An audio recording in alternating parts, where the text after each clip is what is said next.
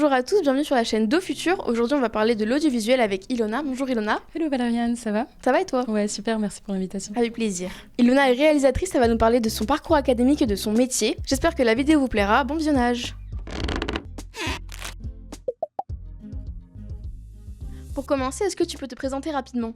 Bon, enchantée, moi c'est Ilona, je suis réalisatrice de films institutionnels en freelance, c'est-à-dire que je réalise des clips vidéo, des publicités, du brand content et aussi des fictions, que ce soit des films de commande ou encore des projets autoproduits. On va revenir sur ton parcours scolaire. Est-ce que tu peux nous dire quel type d'élève tu étais au lycée? Ouais, alors en toute transparence, en toute franchise, j'étais un profil assez académique, mais quand même assez artistique, c'est-à-dire que très vite j'ai su que je voulais faire du cinéma, donc certaines matières comme les maths, les sciences, C'est pas pour toi. c'était pas pour moi. Ça aussi, je l'ai su même avant. Si tu devais décrire ton métier en une phrase à un lycéen, tu dirais quoi? Je dirais que c'est transformer des idées abstraites en des images cinématographiques, en puisant à la fois dans ses inspirations personnelles, culturelles et dans l'univers visuel, sonore ou de marque de nos clients qui nous ont commandé des œuvres vidéo. Est-ce que tu te souviens de ce que tu voulais faire au lycée? Est-ce que tu avais déjà une idée concrète du métier que tu voulais exercer? Ouais, assez tôt, j'ai eu la chance de savoir ce que je voulais faire, aller dans le cinéma, parce que j'ai eu des cours de cinéma en fait, tout simplement au moment du lycée. Et à ce moment-là, je me suis rendu compte que c'était le milieu qui réunissait un peu toutes mes passions pour la littérature, la danse, les films, bien sûr. C'était Donc, en option? Tu avais une option au lycée oui, c'est ça, une option cinéma audiovisuel. Donc, c'était 4 heures par semaine, je crois, les mercredis après-midi. On regardait des films, on étudiait l'histoire du cinéma avec un prof d'histoire, histoire géo, qui était passionné. Et du coup, je pense qu'il nous a transmis sa passion, parce qu'il y a beaucoup d'élèves qui étaient dans sa classe qui sont encore dans le cinéma aujourd'hui. C'est là qu'on sait que c'est un bon prof. Tu avais choisi quel bac, quelle filière au lycée? À ce moment-là, il y avait encore les filières ES, S et L. Clairement, la L, elle était faite pour moi. Depuis petite, je kiffais lire. Et c'est comme ça aussi que ça m'a menée naturellement vers le ciné. Je pense tout le côté histoire du cinéma. Qu'est-ce qui t'a donné envie de te lancer dans les études d'audiovisuel? Euh, je pense que comme j'avais ce profil, on va dire, assez académique, je kiffais étudier. J'avais envie d'approfondir du coup ma connaissance. Je connaissais rien du tout du cinéma et je savais pas du tout où commencer.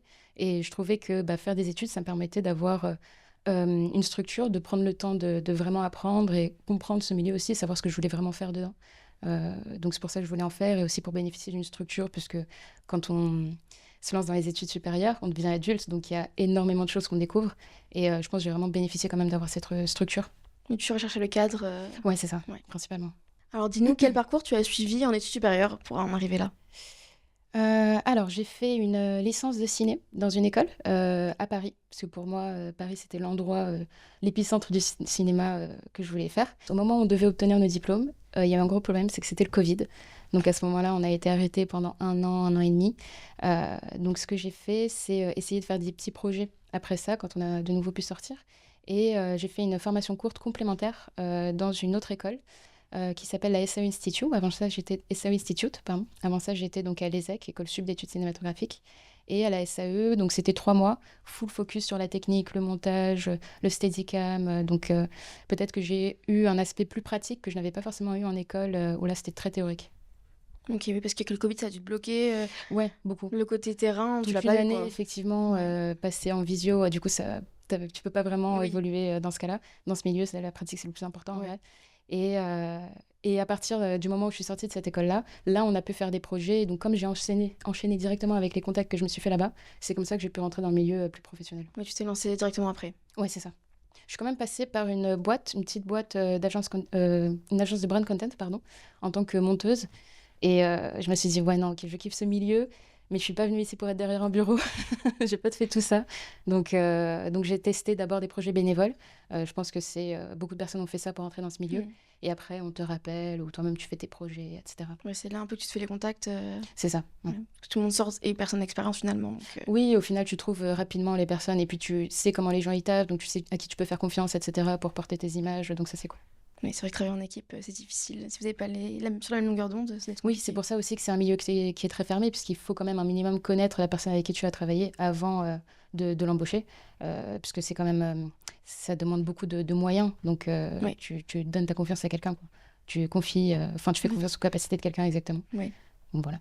À ton avis, quelles sont les meilleures études pour se lancer dans ce métier? Euh, Ça va être bateau, mais en vrai, c'est pas les études, c'est plutôt ce qu'on en fait. Il y a beaucoup d'options différentes. On peut soit faire une licence en école, soit faire un BTS en 2 ans plutôt que 3 ans. Les BTS, je crois, sont un petit peu plus techniques. On doit faire une alternance aussi, si je ne me trompe pas, quand on fait un BTS. Donc ça, c'est bien parce qu'on a direct un pied en entreprise. Tandis que la licence, c'est plutôt un stage qu'on va faire, qui donne aussi un pied en entreprise, mais c'est plus court.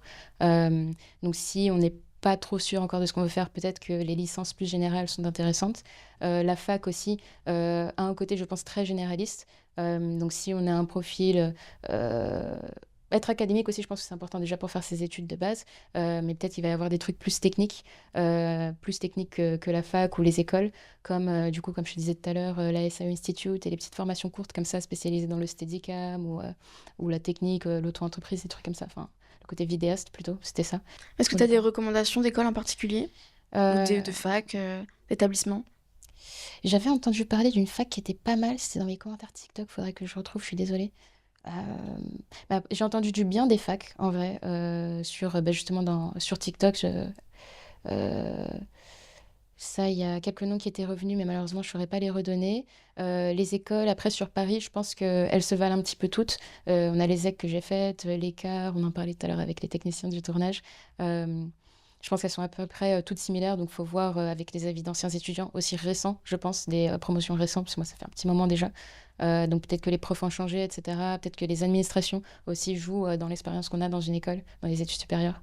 Donc il y a pas mal de choses à prendre en compte, je pense, avant de s'orienter. Quelles sont les matières ou les compétences, à ton avis, les plus importantes pour exercer ce métier? Euh, les matières et compétences les plus importantes, je pense qu'on peut choper en école, en études en tout cas, pour faire ce métier. Déjà, ça va être de travailler son expertise, de profiter à fond des savoirs qu'on apprend au contact de professionnels, de critiques, de journalistes dans le milieu et de cinéastes aussi, parce que c'est pas forcément des savoirs qu'on peut trouver ailleurs. Et on a la chance aussi de pouvoir les avoir face à face, contrairement à un bouquin qu'on lit, etc. Donc déjà l'expertise, le savoir, pouvoir se faire des contacts aussi. Donc là, c'est aussi le moment de travailler ses compétences personnelles, je dirais, en même temps qu'en parallèle de ses compétences techniques, de ce qu'on apprend. Ouais, il y a beaucoup besoin de compétences relationnelles, j'imagine, Oui, quand même. pour bosser avec une équipe. C'est une partie très importante du métier. C'est un métier qui est très humain. Donc, c'est important de le travailler. Si c'était pas agréable, C'est ça. ça va pas marcher. Ça va pas trop marcher, non. Il y a souvent beaucoup de pratiques dans ces formations. Est-ce que tu as une anecdote, une expérience à nous raconter sur tes premiers projets?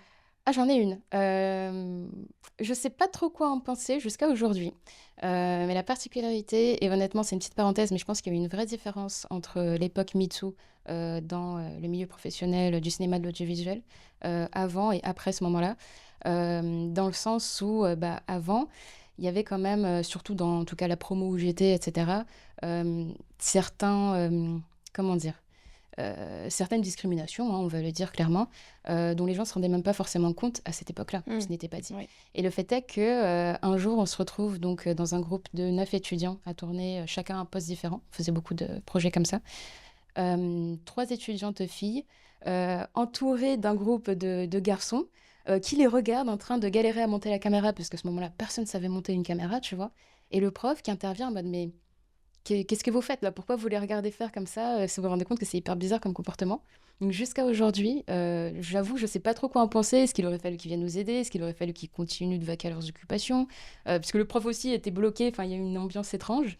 Et je pense que ça cristallise bien ce qu'il peut y avoir comme des fois différence de traitement quand on est une femme versus quand on est un homme dans le milieu audiovisuel ou quand on est une personne non-binaire, j'en parle même pas. C'est pas une expérience que j'ai vécue, mais je pense que ça va être difficile aussi. Donc, je pense que ça, c'est à prendre en compte aussi quand on se lance dans ce métier-là. Oui, surtout que Faut les savoir. techniques, c'est vachement masculin finalement. Oui, clairement. Quand on est vraiment sur le matériel, à proprement parler, c'est beaucoup plus des équipes masculines. Oui, effectivement, à certains postes, on va beaucoup plus retrouver des profils masculins versus à certains postes des profils féminins, effectivement. Même si les choses changent, ça reste une réalité, effectivement. J'espère que ça va bouger. En tout cas, dans mes équipes, j'essaye d'apporter des profils différents à chaque projet. Pas forcément toujours avoir les mêmes personnes au même poste. Et je trouve également que d'avoir des équipes diverses, ça te permet d'avoir des projets plus profonds, des inputs divers aussi dans ton projet, des points de vue différents. C'est quelque chose que tu as ressenti, toi, déjà, à part cette expérience avec la caméra, d'avoir un traitement différent parce que tu étais une femme? Je pense, ouais, c'est quand même assez subtil, mais par moments tu le sens et souvent c'est juste des schémas, on va dire, sociétaux. Les gens ne se posent même pas la question. Par exemple, quand j'ai fait un peu d'élec par moment Et tu vas voir des chefs-op travailler tout le temps avec les mêmes équipes et jamais donner leur chance à des nanas comme moi, tu vois. Et ça, c'est quelque chose qui se remarque beaucoup. Ouais. Mais Qui est très souvent, intériorisé. c'est intériorisé et souvent les gens ne se rendent pas compte qu'ils font ça, en fait, juste Oui. travailler avec leurs potes, leurs machins. Ouais. Et du coup, c'est tout le temps les mêmes personnes dans les équipes, quoi. D'où l'importance d'avoir des équipes diversifiées, d'avoir des regards différents aussi. Est-ce que tu conseillerais plutôt une école privée ou une école publique pour la poursuite d'études? Il y a plusieurs éléments assez importants à prendre en compte quand même. Déjà le budget, bien évidemment. Et aussi, je pense, le profil qu'on a. Est-ce qu'on est plutôt académique ou bien au contraire, est-ce qu'on recherche plutôt de la pratique, par exemple?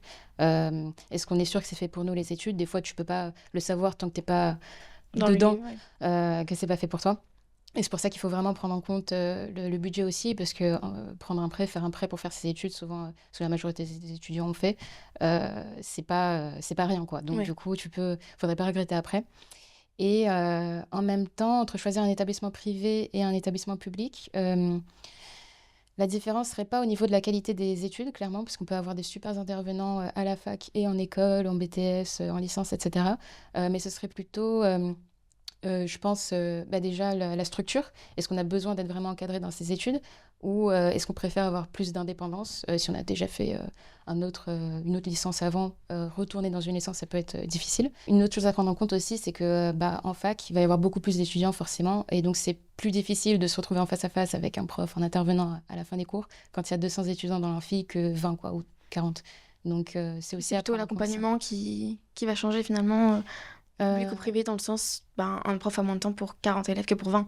Je pense, ouais, à ce niveau-là. Après, j'ai pas fait la fac, donc je saurais pas vraiment dire comment ça peut se passer à ce niveau-là. Mais il en reste que, je pense que c'est beaucoup plus facile de se focus en classe aussi. S'il y a moins d'élèves, tu as plus d'opportunités d'utiliser le matériel. S'il y a moins de monde qui en a besoin. Donc ça pèse quand même, je pense. On va parler de ton métier. Alors aujourd'hui, donc, tu as terminé les études. Quel est ton métier et quelle est la nomination exacte? La nomination exacte aux yeux de l'État, du coup, c'est réalisatrice de films institutionnels, de commande. Enfin, je sais pas s'il y a deux commandes ou pas. Mais grosso modo, on me commande des clips vidéo principalement. Je me spécialise là-dedans.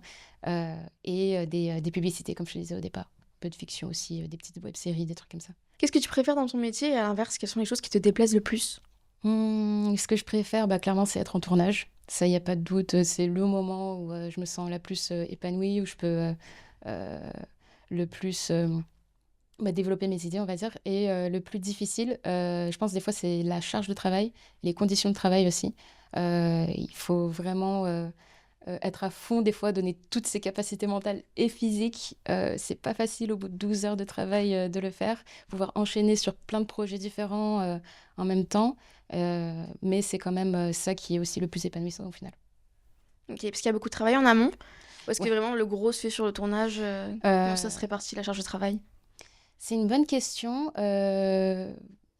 En tant que réal, donc il y a tout le travail de conceptualisation du clip qui se fait en amont du tournage. Je pense que mine de rien, ça reste quand même le plus gros, mais c'est pas forcément le plus demandant en termes de capacité mentale et physique. Et les tournages, ils sont très prenants physiquement. On se rend pas compte, mais on devient très fatigué au bout d'un moment dans la journée à force d'utiliser son cerveau, même si on est debout, on a l'impression de rien faire. Au final, on est extrêmement concentré, on dépense énormément d'énergie. Si en plus tu rajoutes le froid, les conditions difficiles, des trucs comme ça peut être difficile, mais en vrai, la préparation quand même demande un certain focus. Faut pas dévier de l'idée, il faut réussir à imaginer le tournage avant même qu'il ait lieu. Tu le fais ce travail toute seule ou tu es toujours en lien avec ton client? Euh, J'aime bien proposer moi-même les idées aux clients, on va dire m'emparer de leurs idées et ensuite leur proposer quelque chose de prêt, servi sur un plateau, plutôt que de faire de la co-création, parce que justement je considère que chacun a son métier. Ouais. Son métier, c'est, dans le cas d'un artiste, d'une artiste, c'est l'interprétation face à la caméra, de me faire comprendre son univers visuel, sonore, personnel, et ensuite c'est à moi de réussir à le retranscrire. Et donc une fois que tu m'as donné l'idée, t'as plus rien à faire, juste à venir te poser devant la caméra et... Et ça fonctionne bien, ça, en Ouais. général? Ok, c'est ce qui marche le mieux. Grave. Je travaille beaucoup plus avec des musiciens, avec des artistes. C'est quoi ton domaine de prédilection? La musique, ça a toujours été effectivement une de mes passions. J'en faisais depuis petite, de la chorale, de la guitare, de la basse jusqu'à aujourd'hui. Et du coup, c'est assez naturellement que Ouais. je me suis orientée vers ça. Et j'aimerais pouvoir continuer d'évoluer dans ce domaine. Donc tu nous as dit que tu aimais particulièrement le domaine de la musique. Est-ce que tu as des projets prochainement qui vont sortir un peu exclusifs J'ai pas mal de clips qui vont sortir là en vrai en fin d'année. Il y a un peu tout qui sort en même temps. Plusieurs tournages aussi à venir en novembre-décembre. On va jusqu'aux vacances, on va charbonner avec mes équipes, donc ça c'est cool. Et je travaille actuellement sur une fiction aussi. Donc après le Nikon auquel j'ai participé il y a 2 ans et un film de fin d'études que j'avais fait à la fin de ma licence, qui était vraiment un gros projet qui est encore en post-prod.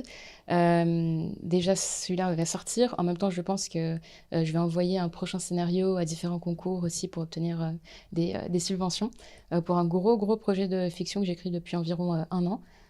Donc ça, c'est les principaux projets avec aussi le développement de différents formats sur ma chaîne YouTube. C'est Mais ça, cool. j'en dis pas plus.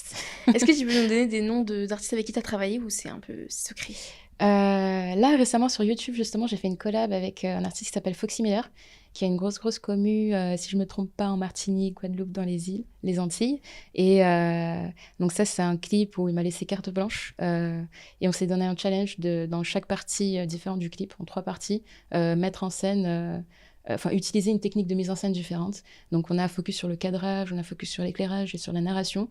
Donc, ça fait un peu 3 clips en un, raconter la même histoire de 3 façons différentes.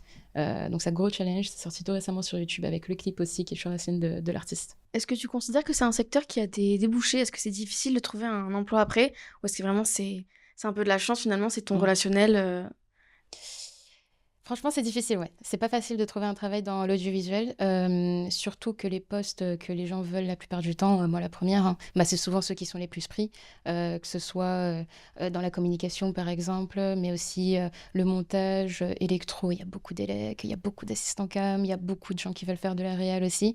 Donc c'est réussir à tirer son épingle du jeu, réussir à trouver sa niche, réussir à trouver des contacts avec qui on sait qu'on pourra retravailler, que ce soit pour faire appel à eux ou qu'eux fassent appel à nous. Mais aussi potentiellement développer des activités à côté pour pouvoir assurer les mois un peu plus creux. Hmm. Donc toi, tu travailles en tant que freelance. Est-ce que tu bénéficies également du statut d'intermittent du spectacle ou pas du tout? Pas du tout, c'est pas le cas. C'est vrai que je me suis vraiment focus sur le côté auto-entreprise dès que je suis sortie de l'agence de brand content. Comme je te disais, travailler pour une boîte, c'était pas vraiment mon truc. J'avais envie de tenter ma chance en indépendante dans un premier temps. Et en fait, comme ça a commencé à marcher, j'ai pas forcément non plus après travaillé avec des boîtes qui font des contrats d'intermittent. Parce que je pense que c'est à un certain stade aussi. Je travaille avec des petites entreprises, on va dire des petits labels, des sociétés de prod. Donc ça les arrange quand t'es en freelance en vrai. Ouais. On peut pas se mentir. C'est quoi la grosse différence entre un freelance et un intermittent? Ouais, alors un freelance, donc c'est un indépendant, un auto-entrepreneur. Tu travailles à ton compte, c'est toi qui définis tes propres conditions de travail, ton propre salaire, tes propres horaires, etc. Normalement, t'es pas censé d'avoir vraiment de lien de subordination avec... T'as pas de supérieur en fait, t'as juste des clients. L'intermittent du spectacle, si je ne me trompe pas, c'est quelqu'un qui est embauché sous contrat en CDD, j'imagine la plupart du temps, pour, pour remplir un poste dans une équipe de tournage auprès d'une société de production qui est déclarée et qui a un certain chiffre d'affaires et qui donc doit des redevances à l'État, etc., qui paye des retraites, etc., pour toutes ces personnes. C'est juste simplifie bien le truc, parce que pour le coup, il faut être inscrit à Pôle emploi, donc c'est quand même certaines démarches à faire. Et il faut avoir aussi accumulé plus de 300 heures de travail en tournage sur, donc du coup, des tournages professionnels, on va dire, non pas indépendants. Et c'est pour ça que quand tu travailles pour des indés, tu peux pas cumuler des heures pour l'intermittence, obtenir le statut. Sans forcément rentrer dans le détail, est-ce que tu peux nous donner un peu une fourchette de prix de salaire en sortie d'école pour ton métier? Ouais, alors si t'es vraiment débutant en sortie d'école, le premier truc que tu vas faire, c'est des projets bénévoles. Donc tu gagnes 0 euros, un ticket resto, à la limite un McDo si t'as de la chance. Tu gagnes du réseau et c'est tout. Ouais, c'est ça, du réseau, beaucoup de réseaux, des images. Ça n'a pas de prix en Oui. vrai.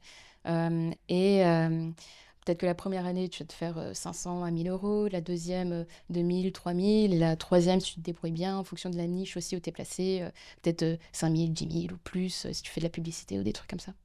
Et là, tu dirais que tu t'en sors bien par rapport à l'autre Ouais, là, partie? ça commence à prendre. Bah, du coup, j'en suis à ma troisième année. Petit à petit, ce qui est cool, c'est qu'on commence à faire appel à moi pour mon style, plutôt que chercher quelqu'un qui fait de l'opérationnel, de l'exécutif.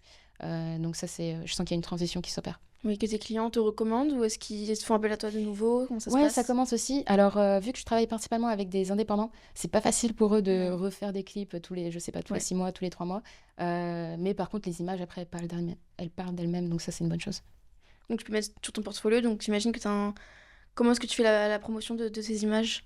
Bien sûr, comme tout le monde, je les poste sur les réseaux, c'est le plus important, site web, donc on a une petite stratégie, on va dire, d'inbound marketing qui est en place là, sur mes différents réseaux et au fur et à mesure que j'ai commencé à partager, ce que je sais faire, mes projets, en plus de partager les images, j'ai commencé à expliquer, bah, voilà, c'est comme ça que je fais un découpage, c'est comme ça que j'organise les tournages. Bah, j'ai commencé à kiffer partager ces conseils-là. Du coup, aujourd'hui, je continue de créer du contenu et ça commence à faire un cercle vertueux aussi et à côté de la publicité, du bouche à oreille, des choses comme ça. Est-ce que tu as un nom de réseau que tu veux nous donner pour les lycéens qui nous regardent? Ouais, carrément. Alors, je suis sur YouTube aussi, sur la chaîne La Réal. Donc là, je parle beaucoup d'audiovisuel sur cette chaîne, de réalisation. J'explique comment organiser des tournages. Je montre des making-of aussi de mes projets. Et je commence à raconter des petites anecdotes, parler un petit peu de divertissement aussi autour de la réalisation, toujours, des clips vidéo. Sympa. C'est un vrai pied dans le milieu pour ceux qui s'y intéressent, quoi.